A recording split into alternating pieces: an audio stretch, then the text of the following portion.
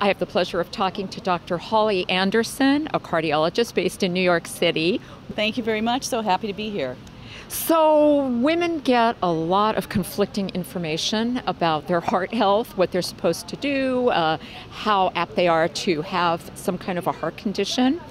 What is the biggest issue that women should be focusing in terms of their heart health? The women have to understand that heart disease is their biggest health issue. More women die of heart disease than men. It's the #1 cause of death among women, more than all cancers combined.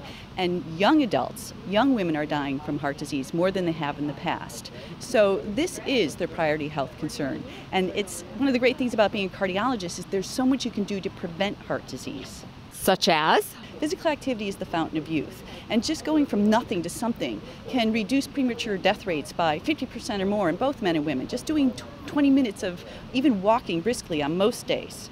Aerobic physical activity gets the heart rate up. It's probably the best physical activity for your heart. Calcium. Women are told by their doctors, it's not just through advertising, but through their doctors, that they should be gobbling calcium to build their bones, and yet now reports are coming out that it could be dangerous for your heart. So what is your opinion? It's not great science, but we can't ignore the fact that pooled papers have shown a slight increased risk of heart disease, heart attacks, and strokes in women who take calcium supplementation, maybe because an abrupt increase in calcium can promote blood clotting. But why do we give women calcium? We give women calcium so they don't have fractures as they get older. And it's very easy for doctors to give pills, when we should also be talking about getting calcium intake through your diet, getting some vitamin D through your diet, and maybe some sunshine, and maybe a pill. First and foremost, be careful, be strong, work on your balance, work on your physical activity, and if deciding to take calcium with a conversation in your doctor is right for you, do it. What are the other conflicting pieces of advice that women get or that they're grappling with in terms of their heart health? Well, I think that women still, maybe there's an increased awareness that heart disease is the #1 cause of death for women, but they don't personalize that risk, and they don't actually act on it.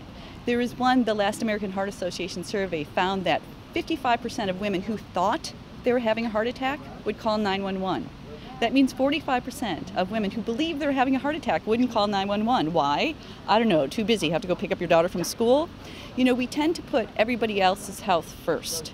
Our children, our jobs, our parents, our husbands, and we get them to eat right, but we don't necessarily do what we need to do to take care of ourselves. And I think women need to do that. I think that we need to do things for ourselves. And one of the things that is good for your heart is having lunch with your friends. You know, the single most important thing a man can do for his health is to get married, and the single most important thing a woman can do is hang out with her friends.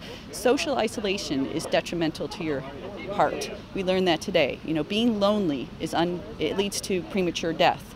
So engage, be active, eat well, sleep well. Sleep, that's a big one. How does that relate to heart health? You know, if you don't get enough sleep, if you're sleep deprived, your stress levels increase, you will eat more, your metabolism slows down. We have the caveman physiology. So if you're up all night, the caveman has to preserve energy, and he has to eat more. So you are wired to eat things you know you shouldn't. And so I think the best thing that you can do a woman can do to improve her chances having a good night's sleep is get your heart rate up, preferably sometime before dinner. So it all works together. If you're being more active, you'll sleep better. If you sleep better, you'll eat better, and you'll feel better. And your heart will like it too. Your heart will like it too. One final question. What is your best piece of advice for women who do care about their heart health and maybe aren't doing everything they should be doing? Make sure you have a conversation and get to your doctor. Get your blood pressure checked. Get your cholesterol levels checked. We can screen for disease. And if you think you're having symptoms of heart disease, chest pain, shortness of breath that comes with exertion, that goes away with rest, get checked out.